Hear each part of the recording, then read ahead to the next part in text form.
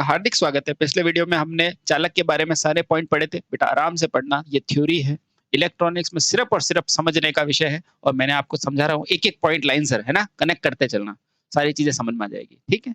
बहुत बढ़िया। चलो शुरू करते हैं। आज पढ़ते हैं अचालक, ठीक है? चलो। दूसरा अचालक। अचालक।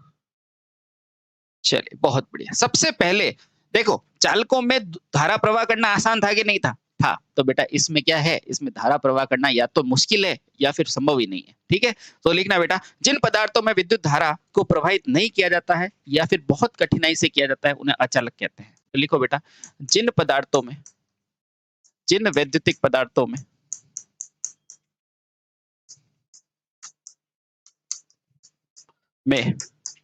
या तो धारा प्रवाहित होती ही नहीं, प्रवाहित होती ही नहीं, होती ही नहीं, ठीक है? ये शब्दों को ध्यान रखना बेटा। या बहुत कठिनाई से धारा प्रवाहित होती है, या होती भी है तो बहुत ज़्यादा ऊर्जा देकर फिर जाके ऊर्जा अंतर को कम करते हैं, है ना? या बहुत कठिनाई से प्रवाहित होती है। कौन? धारा होती है। ऐसे पदार्थों को क्या बोला जाता है? तो ध्यान रखना बेटा, ऐसे पदार्थों को क्या बोला जाता है? अचालक बोला जाता है। और बेटा अचालक की जगह अगर कोई कुचालक बोले तो बेटा इसी का नाम है। ठीक है? हाँ, पदार्थों को अचालक भी कहा जाता है। अब सवाल है सर ऐसा होता क्यों है? ऐसा होता है बेटा क्योंकि इसमें मुक्त इलेक्ट्रॉन नहीं होते हैं। ठीक है? लिखो बेटा। क्या लिखोगे? ठीक है? तो इसमें क्या होता है बेटा? इसमें ऐसे पदार्थों में मुक्त इलेक्ट्रॉन क्या होते हैं? नहीं होते हैं। ठीक है? ऐसा इसलिए होता है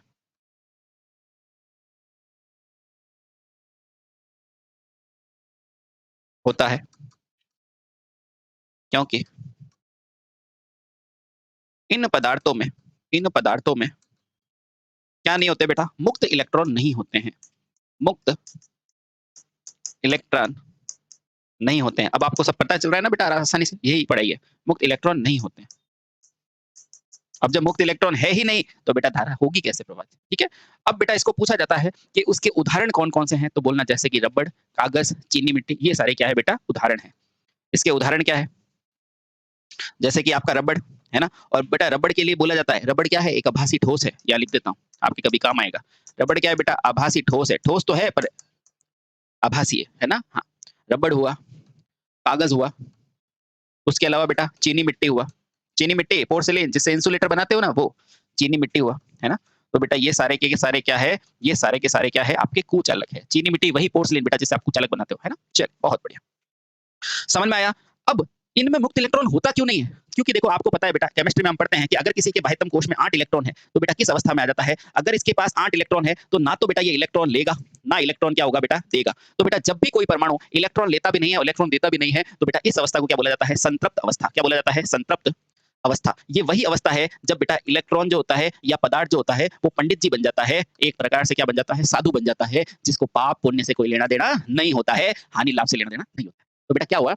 इसके बाह्यतम कोश में 8 इलेक्ट्रॉन होते हैं, यानी कि ये ना तो इलेक्ट्रॉन लेना पसंद करता है, ना देना। और बेटा उस कंडीशन को क्या बोलते हैं? संतृप्त अवस्था बोलते हैं। समझ में आया? तो वास्तव में कुचालक में इसीलिए नहीं होते क्योंकि बेटा ये क्या होती है? संतृप्त अवस्था प्राप्त कर लेता है। तो लिखो बेटा, सामान्य अचालक की बाह्यतम कक्षा क्या होती है बेटा? संतृप्त होती है। क्यों? क्योंकि उसमें 8 इलेक्ट्रॉन पूरे होते हैं। ठीक है? अतः वो क्या होता है बेटा? क्या होते हैं? अतः वो कुचालक होते हैं। तो लिखो बेटा, सामान्यतः सामान्यतः अचालक क्या होता है बेटा? अचालकों में बाह्यतम कोश के इलेक्ट्रॉन किस अवस्था में होते हैं? ध्यान रखना बेटा, संतृप्त अवस्था में होते हैं। अब ये संतृप्त अवस्था क्या होती है? जिसमें 8 इलेक्ट्रॉन पूरे हो। अभी पढ़ाया था ना? हाँ, तो संतृप्त अवस्था में इलेक्ट्रॉन क्या होते हैं? ये ब्रैकेट क्यों लगाया हुआ है? इलेक्ट्रॉन क्या होते हैं? संतृप्त अवस्था में होते हैं, होते हैं। ठीक है? अब जब कोई भी चीज़ संतृप्त अवस्था में आ जाएगी, तो बेटा ध्यान रखना कि संतृप्त अवस्था का मतलब क्या है? उसमें 8 इलेक्ट्रॉन हैं, जो कि प्रबल रूप से एक दूसरे से क्या होते हैं बेटा? आकर्षण में होते हैं। अर्थात बाह्यतम कोश में उपस्थित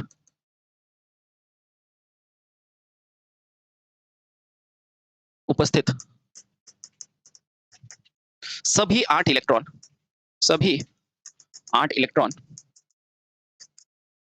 प्रबल आकर्षण में बंधे होते हैं, ठीक है, बंधे होते हैं। यानी कि अब इलेक्ट्रॉन को ये देते हैं ना लेते हैं, ठीक है। संतृप्त अवस्था में क्या होता है बेटा, इलेक्ट्रॉनों का आदान प्रदान नहीं होता है। इलेक्ट्रॉनों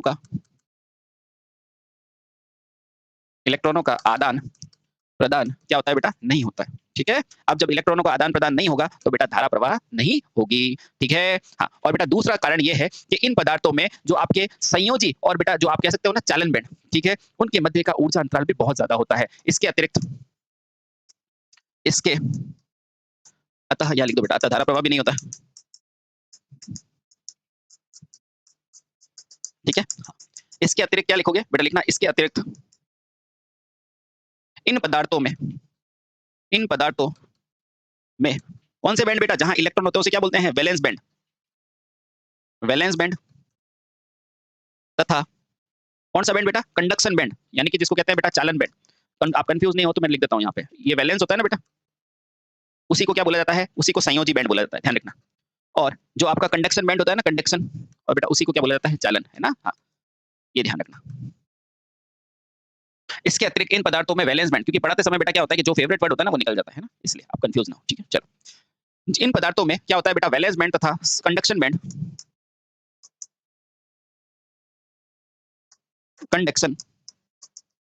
बैंड के मध्य क्या बेटा, ऊर्जा अंतराल बहुत अधिक होता है। ऊर्जा अंतराल यानी कि उनके बीच का गैप, जिसको कहते हैं बेटा गैप, क्या होता है, अधिक होता है। अब पूछेगा बेटा ये ऊर्जा अंतराल कितना होता है, ये क्वेश्चन आता है, तो ध्यान रखना बेटा यह ऊर्जा अंतराल कितना होता है, 5 इलेक्ट्रॉन वोल्ट से ज्यादा होता है। ज्ञात रहे यह ऊर्जा अंतराल क्या होता है बेटा, 5 इलेक्ट्रॉन वोल्ट से अधिक होता है। ये ऊर्जा अंतराल कितना होता है बेटा, 5 इलेक्ट्रॉन वोल्ट से भी ज्यादा होता है, ठीक है। और बेटा इसमें क्या होते हैं, मुक्त इलेक्ट्रॉन भी नहीं होते हैं, ध्यान देना, ठीक है। चले, तो एक तो बेटा ये गैप बहुत ज्यादा हो गया, किसके बीच में बेटा, चालन और कंडक्शन के बीच में गैप बहुत ज्यादा हो गया, और बेटा एक इसमें ऊर्जा अंतराल भी बहुत ज्यादा हो गया, तो दोनों के कारण बेटा इसमें क्या हो सकता है, धारा प्रवाह नहीं हो सकती, ठीक। चले, बहुत सही। अब इसके लिए भी ग्राफ बना दो। नीचे की तरफ क्या होगा, आप कहोगे निम्न ऊर्जा स्तर। निम्न ऊर्जा स्तर क्या होता है, आप बोलोगे संयोजी बैंड, बहुत बढ़िया, ठीक है, यानी कि वैलेंस बैंड। अच्छा, ऊपर की तरफ क्या होता है, उच्च ऊर्जा स्तर, उच्च ऊर्जा स्तर। उच्च ऊर्जा का मतलब क्या होता है, चालन बैंड यानी कि कंडक्शन बैंड, ठीक है। अब देखो बेटा इन दोनों बैंडों के मध्य की ऊर्जा के अंतराल को क्या बोला जाता है, ऊर्जा, ये तो है ऊर्जा स्तर। अब देखो ये भी स्तर है और ये भी स्तर है, तो इन दोनों के बीच का अंतर क्या कहलाएगा, ऊर्जा अंतराल, तो बेटा ये क्या कहलाता है, ईजी, यानी कि बोलते हैं बेटा एनर्जी गैप, क्या बोलते हैं, एनर्जी गैप। और हिंदी में क्या बोलेंगे बेटा इसे ही, ऊर्जा अंतर, ऊर्जा अंतर। तो बेटा इसका मान पूछा जाता है तो इसका मान होगा, ईजी का मान कितना, 5 इलेक्ट्रोवोल्ट के बराबर या इससे अधिक, ये एग्जाम में क्वेश्चन आता है, ठीक है। अगर यहाँ 4 पॉइंट नीचे कौन सा है, इसके नीचे है आपका वैलेंस बैंड यानी कि वीबी, है ना। हाँ, और बेटा इसके ऊपर क्या है आपका सीबी यानी कि कंडक्शन बैंड, ठीक है। हाँ, आप शर्माओ नहीं, इसलिए बेटा यहाँ लिख रहा हूँ सीबी मतलब क्या होता है, चालन बैंड।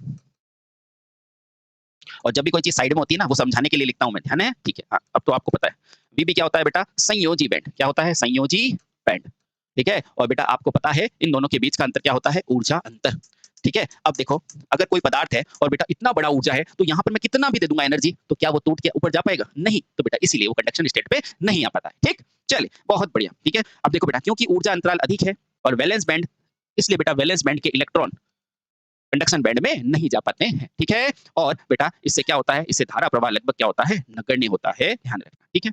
अब देखो इतना बड़ा गैप है तो निश्चित तौर पे बेटा इस गैप के कारण यहाँ का प्रतिरोध भी क्या होगा, ज्यादा होगा, ठीक है। प्रतिरोध भी क्या होगा, ज्यादा होगा, ठीक है। हाँ, अब देखना बेटा यहाँ पर एक इंपॉर्टेंट पॉइंट लिख रहा हूँ, चलिए अब देखो इंपॉर्टेंट, क्योंकि देखो बेटा ऊर्जा गैप ज्यादा है, ऊर्जा गैप क्या है आपके सामने बेटा, ये ईजी का मान क्या है, बहुत ज्यादा है, ऊर्जा गैप क्या है, ज्यादा है।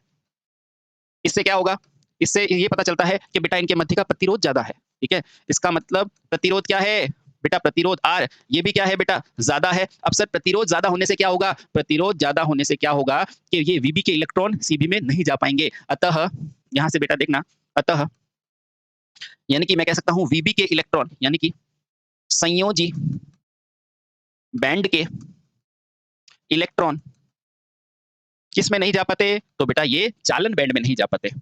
चालन बैंड में इलेक्ट्रॉन तो यही है ना, हाँ, तो चालन बैंड में नहीं जा पाते। और बेटा इससे क्या होता है, इसीलिए बेटा कुचालक में धारा नहीं बहती है, ध्यान रखना बेटा। और ये क्या होता है, मान मैक्सिमम होता है, ध्यान रखना, सबसे ज्यादा इसी का होता है प्रतिरोध। अतः कुचालकों में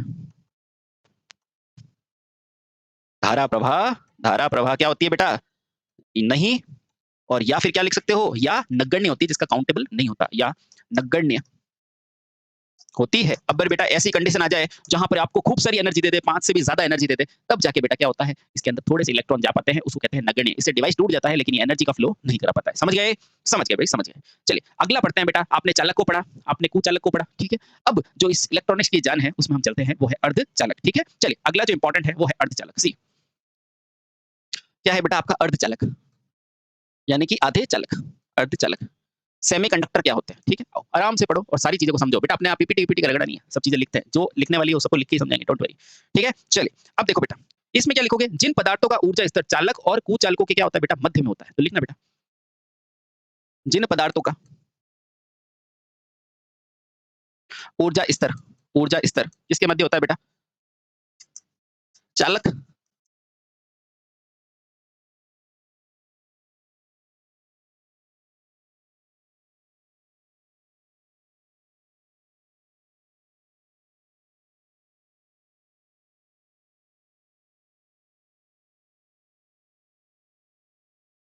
यकीन नहीं होता ये वही जवानी है जिसके ख्वाब हम बचपन में देखा करते थे। मंजिलें बिछड़ गई, रास्ते भी खो गए।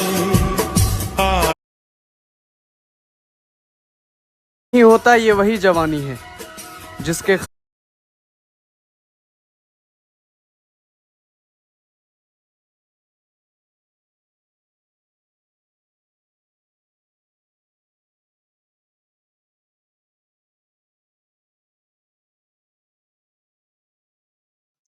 तथा कुचालकों बेटा अचालक भी लिख सकते हैं ना, कुचालकों के, अब ऊर्जा स्तर है ना, ध्यान रखना, एनर्जी के ऊर्जा अंतर लिखो, ज्यादा अच्छा है। चालक तथा कुचालकों के मध्य में होता है,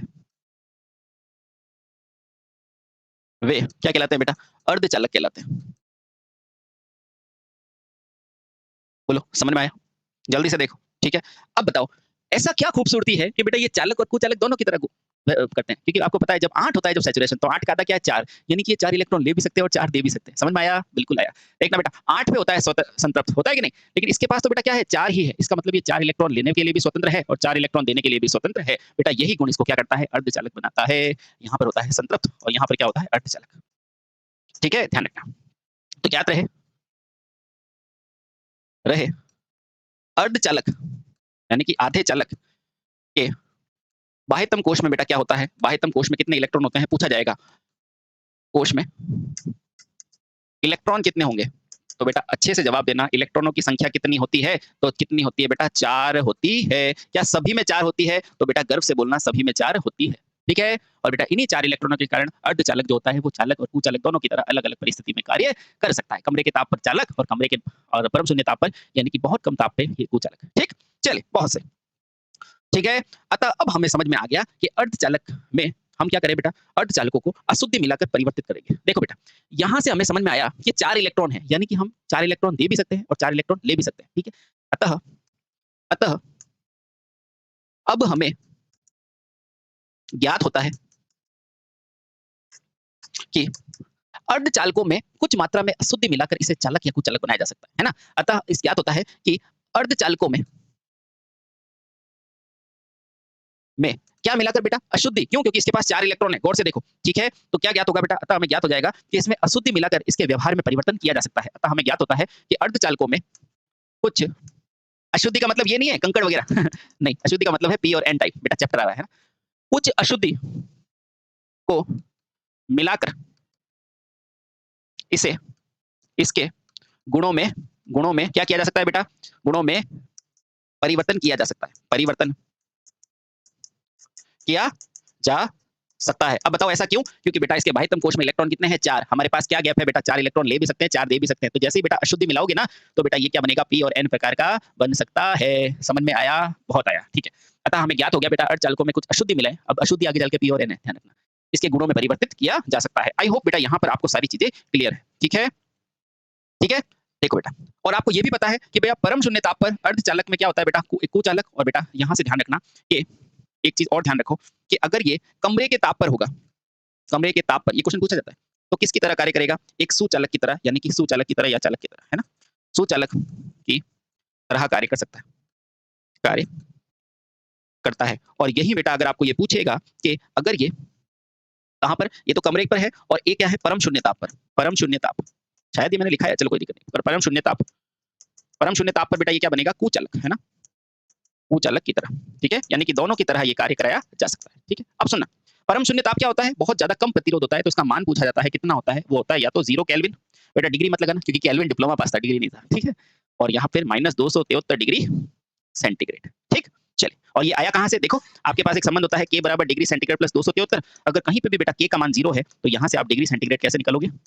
देखो डिग्री सेंटीग्रेड ये उधर चला जाएगा, तो -273, ठीक है? यहाँ से, ठीक? और इसको कैसे याद करोगे? बेटा ये बड़ा है तो k से, ठीक? चलो समझ में आया? पूछा जाता है परम शून्य क्या होता है? तो 0 केल्विन या -273 कुचालक की तरह, और ये सुचालक की तरह कमरे के ताप पर। बोलो परफेक्ट, ठीक है? ठीक है? अब देखो बेटा, अर्थात ऐसा होता है कि बेटा ये क्या होगा? इस पदार्थों में जैसे ही इलेक्ट्रॉन होंगे, ऊर्जा ग्रहण करेंगे, तो बेटा क्या होगा कि प्रतिरोध घटने के कारण क्या होगा कि उसके संयोजी बैंड के इलेक्ट्रॉन चालन बैंड में चले जाएंगे। कैसे होगा मैं बताता हूँ, देखो आराम से देखो। यहां से आपको क्या समझ में आया कि अगर सर ये मेरा ऊर्जा स्तर है, ऊर्जा का स्तर है, वापस से वही चीज, ये नीचे की तरफ क्या है? जिसमें कम ऊर्जा स्तर है, तो इसे क्या बोलोगे? निम्न ऊर्जा स्तर। और ऊपर की तरफ क्या है? देखो इसको थोड़ा गैप कम बताया, क्यों? क्योंकि बेटा ये क्या है? चालक कुचालक के मध्य का। ऊपर की तरफ क्या है? उच्च ऊर्जा स्तर, यानी कि कंडक्शन बैंड, और ये क्या हो जाएगा? आपका बैलेंस बैंड, ठीक है? इन दोनों के मध्य का जो ऊर्जा गैप होता है ना, ये क्या होता है? Eg। इसका मान क्या होता है? लगभग 1 इलेक्ट्रॉन वोल्ट के आसपास। कितना होता है? 1 इलेक्ट्रॉन के आसपास, ठीक? यानी कि यहां से मुझे एक चीज समझ में आई कि ये जो एनर्जी गैप है किसका? अर्धचालक का। वो किससे ज्यादा है? वो बेटा चालक से तो ज्यादा है, लेकिन कुचालक से कम है। कुचालक से कम है। तो ये भी पूछा जा सकता है कभी एग्जाम में पूछे तो शर्माना मत, है ना? ठीक है, कितना है? 1 इलेक्ट्रॉन वोल्ट, ठीक? आराम से देखो इसको, ठीक है? अब क्या होगा कि जैसे ही इलेक्ट्रॉन को ऊर्जा मिलेगी, तो बेटा इसमें क्या है? प्रतिरोध। जैसे ही इलेक्ट्रॉन को देखो, यहाँ पर क्या पड़े? आपके पास 4 इलेक्ट्रॉन है, 1 2 3 4। अब जैसे ही मैंने इसको ऊर्जा दी, ऊर्जा कितनी? कमरे के ताप वाली, है ना? ऊर्जा दी, तो बेटा ये जो इलेक्ट्रॉन है उठ के कहाँ चले जाएंगे? ऊपर की तरफ चले जाएंगे, है ना? तो क्या हो जाएगा? यहाँ से धारा बहाना संभव हो जाएगा, ठीक है? क्योंकि प्रतिरोध क्या है? कम है। प्रतिरोध क्या है? कुचालक की अपेक्षा कम है ना? हाँ। लिखो, जैसे ही संयोजी बैंड को आवश्यक ऊर्जा मिलेगी, ऊर्जा मिलेगी किसके इलेक्ट्रॉन? बेटा इसी बैंड के इलेक्ट्रॉन, इसी के इलेक्ट्रॉन, इसी के इलेक्ट्रॉन क्या करेंगे बेटा? कूद के कहां चलेंगे? उच्च ऊर्जा स्तर में चले जाएंगे, एनर्जी लेके उधर चले जाएंगे। इलेक्ट्रॉन कहां? वैलेंस बैंड में चले जाते हैं, जिससे जिससे क्या होता है? अर्धचालकों में धारा प्रवाह होता है। अर्धचालकों में, जिससे अर्धचालकों में, अंधचालकों नहीं, अर्धचालकों, जिससे क्या होता है? अर्धचालकों में क्या होता है बेटा? धारा प्रवाह होता है। धारा प्रवाह होता है, ठीक है? यहां तक कोई भी दिक्कत है? और ये भी समझ में आया कि इसके अंदर मैं कुछ अशुद्धियां डाल के इसकी चालकता को बढ़ा भी सकता हूं, है ना? ठीक है, बहुत सही, समझ में आ गया? ठीक है, हाँ। अब देखो, अर्धचालकों का ऊर्जा अंतराल कितना होता है? 1 इलेक्ट्रॉन वोल्ट, है ना? और बेटा आपको ये भी पता है ये क्या है? सक्रिय तत्व के बनते हैं और एम्पलीफायर की क्षमता भी रखते हैं। और ध्यान रखना बेटा, इसमें जैसे ही आप, ये अर्धचालक किसका बनेगा? अर्धचालकों से क्या बनेगा? सक्रिय। और इसके लिए एम्पलीफायर का गुण भी रखते हैं, इसलिए बेटा इसको अर्धचालक में यूज करते हैं। तो लिखना बेटा लास्ट पॉइंट, अर्धचालकों का, अर्धचालकों का प्रयोग सक्रिय अवयव निर्माण में होता है। का प्रयोग सक्रिय अवयव निर्माण में होता है, जिसमें क्या हो? प्रवर्धन यानी कि एम्प्लीफिकेशन का गुण भी होता है, जिसमें क्या होता है? एम्प्लीफिकेशन। इसका अर्थ क्या होता है? यानी कि प्रवर्धन, का गुण होता है। अतः अर्धचालकों को क्या इलेक्ट्रॉनिक डिवाइस में यूज करते हैं। ठीक है, अतः बेटा अर्धचालकों को इलेक्ट्रॉनिक्स में प्रयोग करते हैं, में प्रयोग में लेते हैं। ठीक है, और दूसरा कारण क्या है, अर्धचालकों के बाह्यतम कोश में इलेक्ट्रॉन क्या है 4, यानी कि अशुद्धि मिलाने की संभावना भी होती है। ठीक है, एवं अर्धचालकों के बाह्यतम कोश में केवल 4 इलेक्ट्रॉन होते हैं, केवल 4 इलेक्ट्रॉन होते हैं,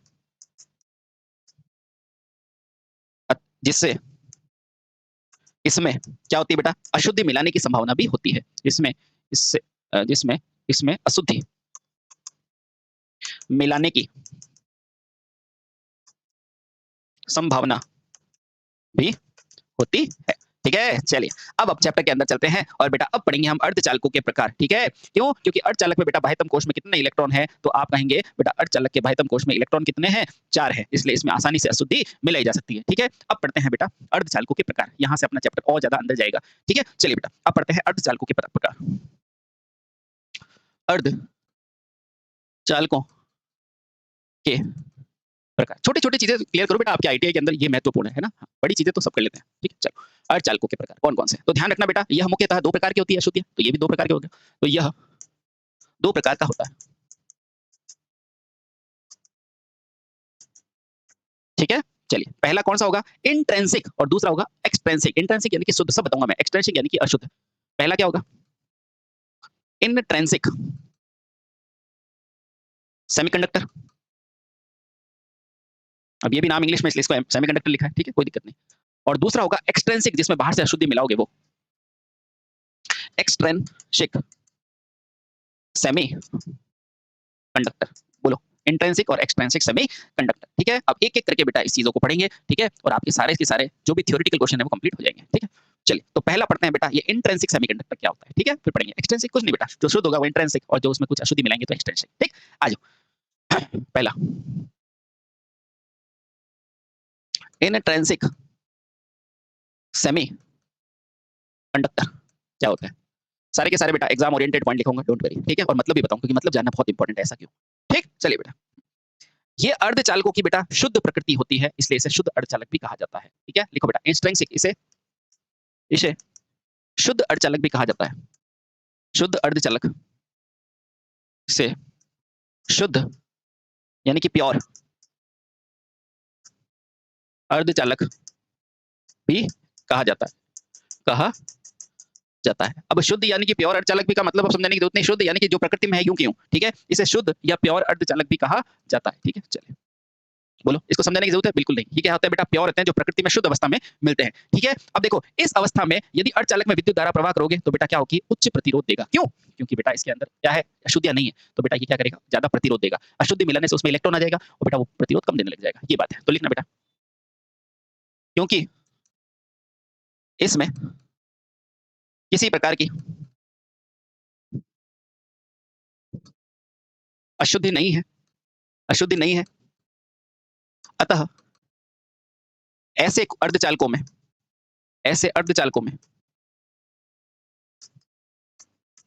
जब धारा प्रवाह की जाती है तो वो क्या देते हैं बेटा, ज्यादा प्रतिरोध देते हैं। वे ज्यादा प्रतिरोध प्रदान करते हैं, यानी कि जब बेटा इसके अंदर कुछ भी नहीं है तो ये ज्यादा प्रतिरोध देगा। क्यों, क्योंकि इसमें अशुद्धि नहीं है। ठीक है, ध्यान रखना। तो क्या करते हैं बेटा, इस अवस्था में ये ज्यादा प्रतिरोध देते हैं। अब ध्यान रखना बेटा, इसकी संरचना, अब प्रतिरोध फिक्स है तो बेटा इसकी संरचना भी कैसी होती है, क्रिस्टलीय होती है। ध्यान रखना, तो क्या लिखोगे, इनकी संरचना यानी कि इंट्रिंसिक की संरचना, इसकी संरचना कैसी होती है, देखने में कैसा लगता है, तो बेटा इसकी संरचना कैसी होती है, क्रिस्टलीय होती है। क्रिस्टलीय, इसकी संरचना क्या होती है, क्रिस्टलीय। इसकी संरचना क्या होती है, क्रिस्टलीय होती है। संरचना कैसी होती है, क्रिस्टलीय होती है, यानी कि क्रिस्टलाइन होती है। क्या होती है, क्रिस्टलीय होती है, यही बहुत है। इसकी संरचना कैसी होती है, क्रिस्टलीय होती है। इसके अंदर ध्यान क्या रखना है, सबसे पहले आपको पूछेगा इंट्रिंसिक क्या है, तो बेटा शुद्ध सेमीकंडक्टर है, तो प्रकृति में सीधे मिलते हैं। इसमें क्या होती है, किसी तरह की अशुद्धि होती है तो नहीं होती है। इसमें धारा प्रवाह करने पर प्रतिरोध क्या देता है, ज्यादा देता है, ठीक है। और एक इसकी संरचना कैसी होती है, क्रिस्टलीय, बेटा ये टिप्स पे याद होनी चाहिए, ठीक। अब इसके उदाहरण क्या है, इसके उदाहरण क्या है बेटा, सिलिकॉन और जर्मेनियम। तो इसका उदाहरण लिखो, क्या है बेटा, सिलिकॉन तथा जर्मेनियम। इसका उदाहरण क्या होता है बेटा, सिलिकॉन और जर्मेनियम। सिलिकॉन को किससे दिखाते हो, SI से, और जर्मेनियम को किससे दर्शाते हो, GR से, ठीक है, इत्यादि। ये दो एग्जांपल को आपको याद रखना है, ज्यादा यूज किसको करते हैं, सिलिकॉन और जर्मेनियम, ठीक है। ये सब पढ़ाएंगे, डोंट वरी। यहां तक चीजें क्लियर है, बहुत बढ़िया। अब जो दूसरा प्रकार है वो क्या है बेटा, एक्सट्रिंसिक सेमीकंडक्टर। ये तो क्या था, शुद्ध, और ये क्या हो जाएगा, अशुद्ध। बेटा उसमें जो 4 इलेक्ट्रॉन थे ना, तो हमारे पास सुविधा थी कि उसमें और इलेक्ट्रॉन डाल दे, उसमें और होल डाल दे, ठीक है। तो बेटा अगला क्या है, एक्सट्रिंसिक सेमीकंडक्टर। बिल्कुल आसानी से पढ़ो, सब कुछ चीजें याद हो जाएगी। दूसरा एक्सट्रिंसिक सेमीकंडक्टर, एक्सट्रिंसिक सेमीकंडक्टर। चलिए बहुत बढ़िया। अच्छा, तो इसे शुद्ध कहेंगे तो सर इसको अशुद्ध बोल दे क्या, बिल्कुल बोल दो। तो इन्हें अशुद्ध से अर्धचालक भी कहा जाता है। तो याद रखना बेटा, इन्हें अशुद्ध अर्धचालक भी कहा जाता है। बेटा इसे क्या बोलोगे, अशुद्ध अर्धचालक। ध्यान रखना, सीधे सीधे क्वेश्चन पूछता है, अपने को इजी लगता है, क्वेश्चन आता है, ठीक है। हाँ, क्योंकि सारे क्वेश्चन हार्ड हो जरूरी नहीं है, ठीक है, बहुत सही। अब देखो, शुद्ध अर्धचालक में उचित मात्रा में क्या मिला देते बेटा, अशुद्धि मिलाकर इसको बनाया जाता है। तो लिखना बेटा, यदि शुद्ध अर्धचालक में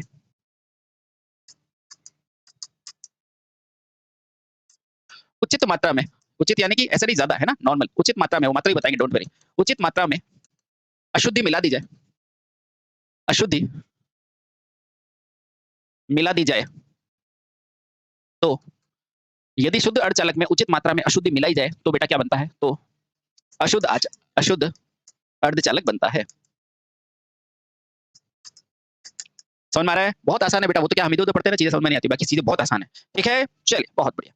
अब देखो, इस अशुद्धि मिलाने की प्रक्रिया को क्या कहा जाता है, ये क्वेश्चन पूछा जाता है। तो लिखना बेटा, स्टार लगा रहा हूं, अशुद्धि मिलाने की इस प्रक्रिया को क्या कहते हैं, डोपिंग कहते हैं। क्या कहते हैं, डोपिंग। डोपिंग कहा जाता है बेटा, डायरेक्ट पूछा जाएगा, डोपिंग कहा जाता है। कि भाई कोई भी अर्धचालक में अशुद्धि मिला रहे हो तो क्या कहोगे, डोपिंग कहोगे, ठीक है। क्या कहते हैं बेटा, डोपिंग कहा जाता है। अब इससे होगा क्या, इससे होगा ये कि बेटा जैसी अशुद्धि मिलाओगे तो पदार्थ की चालकता बढ़ जाएगी। तो ध्यान रखना, ये भी इंपॉर्टेंट पॉइंट है। अशुद्धि मिलाने पर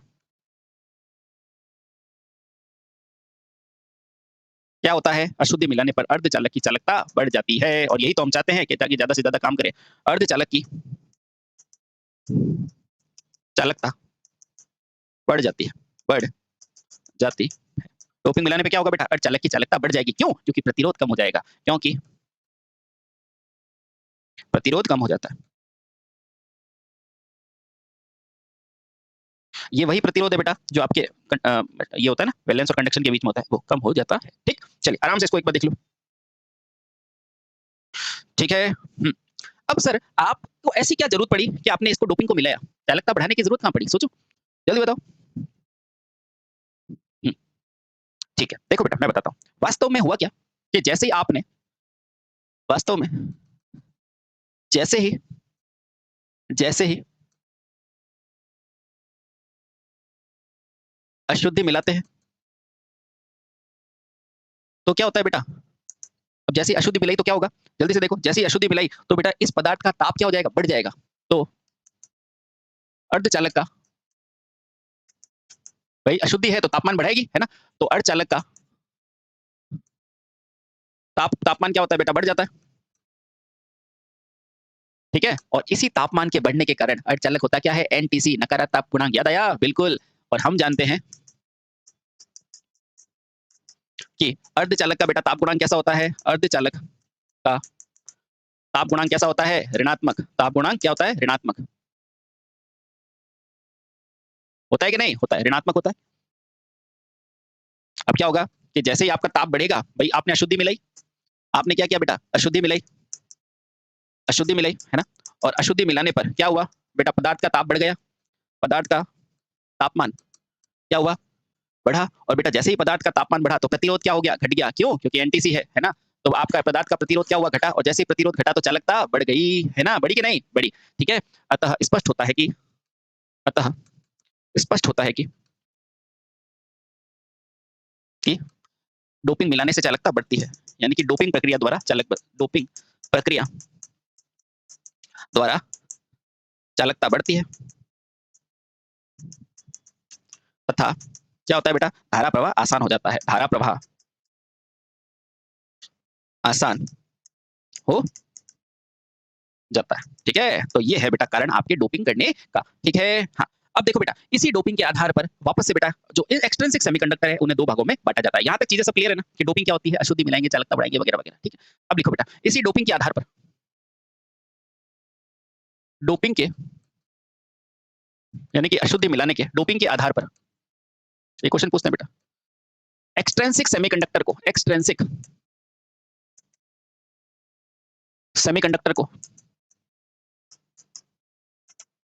कितने भागों में को पुनः क्या देता है बेटा, दो भागों में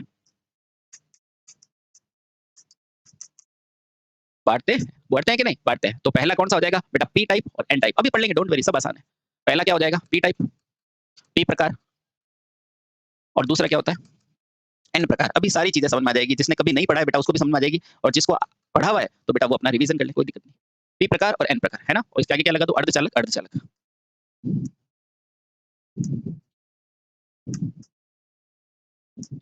ठीक है, अब एक एक करके दोनों को आसानी से पढ़ लेते हैं और अपनी जर्नी कंप्लीट करते हैं। ठीक है, चलिए बहुत बढ़िया। ठीक है, तो अब इनका वर्गीकरण हो गया, पी टाइप और एन टाइप। ठीक है, चलिए अब बेटा इसके आगे पी प्रकार क्या होता है, एन प्रकार क्या होता है, और हम इसके आगे की जर्नी अगले वीडियो में करते हैं। भारत माता की जय, वंदे मातरम।